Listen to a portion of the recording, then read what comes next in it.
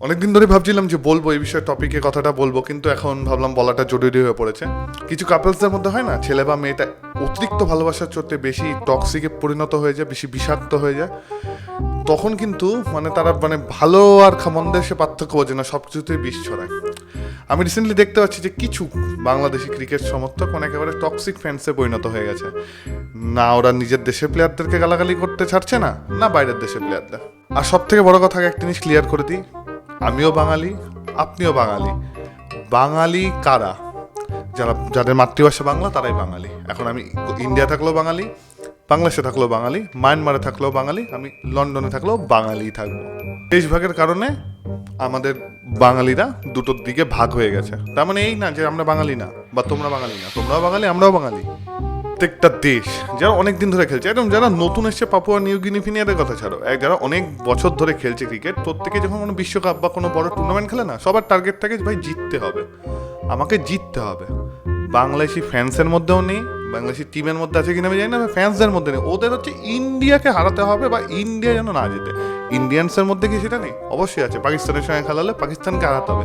কিন্তু এটা এক সময় না টিপিক্যাল ইন্ডিয়ানদের মাথার মধ্যেও ছিল, ভাই পাকিস্তানকে হারাতে পারলেই ব্যাস, আমরা টুর্নামেন্ট বা ওয়ার্ল্ড কাপ তো জিতবো না, ব্যাস হয়ে গেল। কিন্তু এখন কিন্তু মানসিকতা বদলেছে, কাকে হারাবে না হারাবে আমাদের কিন্তু জিততে হবে ফাইনালটা, ফাইনালে উঠতেও হবে এবং ফাইনালটা জিততেও হবে।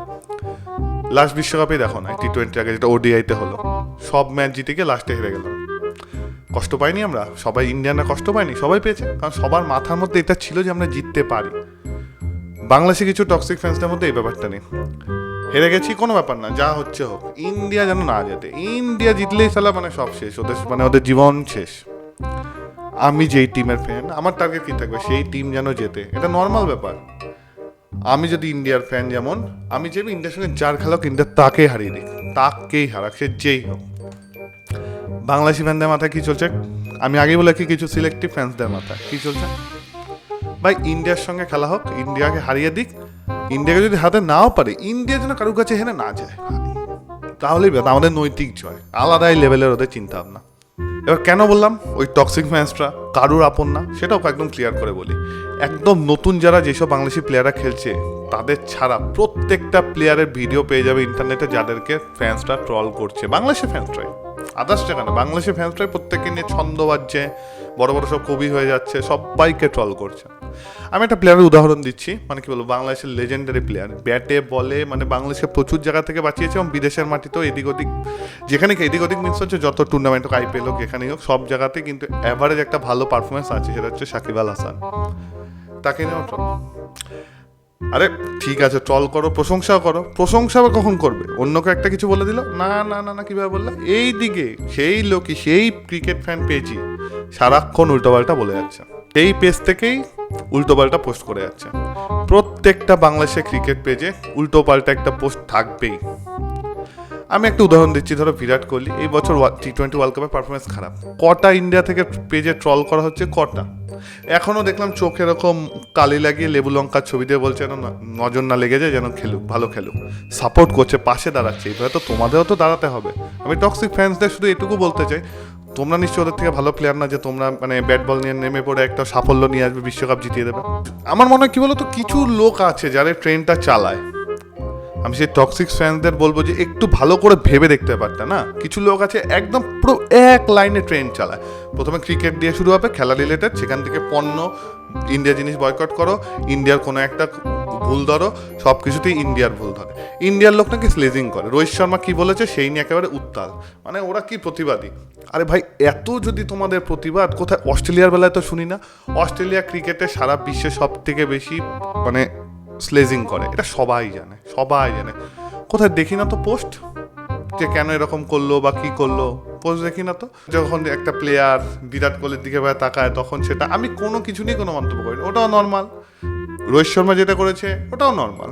খেলার মধ্যে এগুলো হয়, খেলার পর আবার ওরাও হাসতে হাসতে একসাথে যাবে, তোমরা তো মারামারি করবে না। আর খেলার মাঠে হয়, তুমি যদি নিজেও একটু খেলে থাকো, একটু সামান্য টুর্নামেন্টও খেলে থাকো, একজন একজনকে করবে, এরকম বলেই, যাতে কনসেন্ট্রেশন ব্রেক হয়, এরকম করে, নর্মাল ব্যাপার।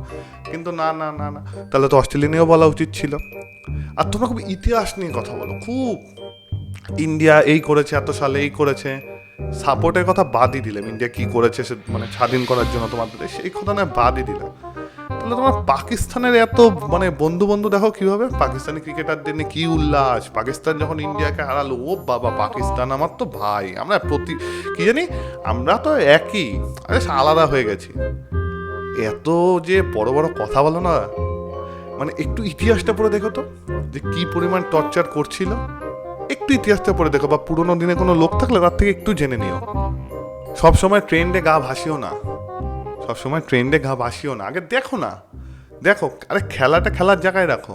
আমি জানি ইন্ডিয়া, পাকিস্তান, বাংলাদেশ এই তিনটে দেশ তো আমি একদম নিজের প্রতিবেশী, এবং আমি যেখানে থাকি তার এই চারপাশটা আমি দেখতে পাই পাগল করা সাপোর্টার, পাগল করা ক্রিকেটের জন্য তো একেবারে, মানে ফুটবলও আছে, ক্রিকেটের জন্য তো পাগল করা সাপোর্টার। পাকিস্তানকে কি বলবো না, পাকিস্তানকে বাদ দিই কেন, বিদেশে খেলা হচ্ছে, নিজের ট্রাক্টর বেচে খেলা দেখতে গেছে ভাই, রেসপেক্ট, রেসপেক্ট এইসব লোকেদের জন্য। মানে এত বড় মানে সাপোর্টার, এত বড় ফ্যান, ওরা সবাই জয় দেখতেই যায়, মনক্ষুণ্ণ হয় জানি, রাগ হয়, কিন্তু এই বাড়িতে বসে বসে কন্টিনিউ প্রত্যেকটা প্লেয়ারকে গালাগালি না করে যে সব ফিরেছে এদের উপর আক্রমণ, লাভ হলে হবে কিছু? আদৌ কি কোনো লাভ হবে? একজন আবার দেখলাম একটা মজার কথা বলেছে, কেন বাংলাদেশিরা 6 মারতে পারে না, সরি বাংলাদেশি না, বাঙালিরা কেন 6 মারতে পারে না, ক্রিকেটে নাকি আমরা 6 মারতে পারি না। সৌরভ গাঙ্গুলি খেলা দেখে নিয়ে, উনিও বাঙালি, আলাদা কিছু খেত না, 6 মারতে পারে না, প্র্যাকটিসের অভাব, ভালো মাঠ নেই, সব কিছু আছে, সব কিছু আছে, বাংলাদেশের কাছেও আছে, মেন্টালিটিটাকে উন্নত করতে হবে যে আমরাও জিততে পারি, তাহলেই জিতবে, আর কিছু না। আফগানিস্তানকে দেখো না, এই কদিন আগে আসলো, এত সমস্যা ওদের দেশে, তারপর কি খেলছে না, কতটা অ্যাগ্রেসিভ খেলছে। টক্সিক ফ্যান্সদের কাছে এটাই অনুরোধ আমার, যে দয়া করে ট্রেন্ড সেন্ট গা না ভাসিয়ে একটু চোখ কান খোলা রেখে একটু দেখতে, নিজের টিমকে জেতাও, কিন্তু এমন না যে তোমাদের টার্গেটটাই শুধু হয়ে যায় ইন্ডিয়াকে ট্রল করা, ইন্ডিয়া যাতে না জেতে সেটা। তোমরা বাংলাদেশের সাপোর্টার বা যেই দেশে তুমি সাপোর্টার হও না কেন, তোমার টার্গেট থাকা উচিত সেই দেশকে জেতানো, অন্য দেশকে ট্রল করে তোমার দেশ জিতবে না বা তোমার টিম জিতবে না।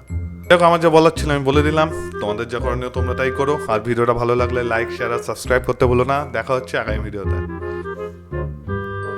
ভালো থাকো, সুস্থ থাকো।